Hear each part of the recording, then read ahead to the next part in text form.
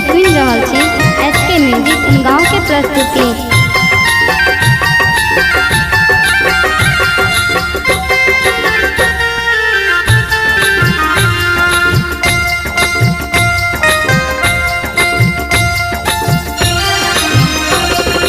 कहो दिवाली वादी को सब सुख शांति के अभिलाषा। कहो दिवाली वादी सब सुख शांति के अभिलाषा। सब मंगल करैत गणेश जी, सब मंगल करैत गणेश जी, माता लक्ष्मी धन वर्षा। कहो दिवाली वादी सब सुख शांति के अभिलाषा।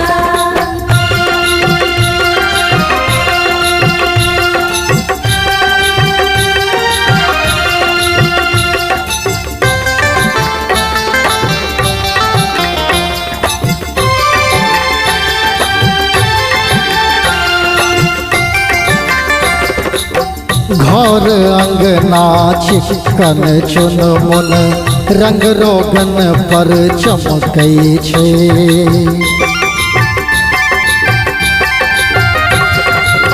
घर अंगना चिकन चुनमुन रंग रोगन पर चमकै छै। कोना कोना भेल प्रकाश में बारियो झाड़ी दमकै छै। धन के देवी आती अंगना, धन के देवी आती अंगना, सब हक अछि एतबे आशा। कहो दिवाली वादी सब सुख शांति के अभिलाषा।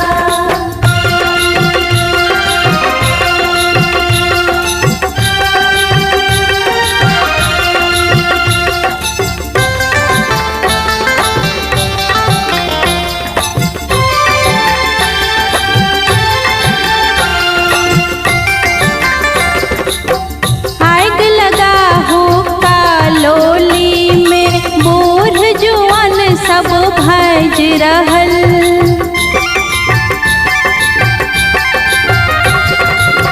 आग लगा हो कालोली में बूढ़ जवान सब भाज रहल।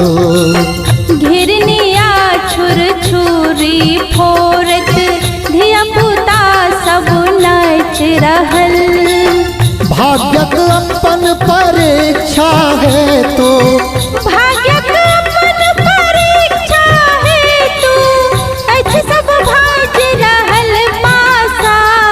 कहो दिवाली वादी सब सुख शांति के अभिलाषा। कहो दिवाली वादी को सब सुख शांति के अभिलाषा। सब मंगल करैत गणेश जी, सब मंगल करैत गणेश जी, माता लक्ष्मी धन वर्षा। कहो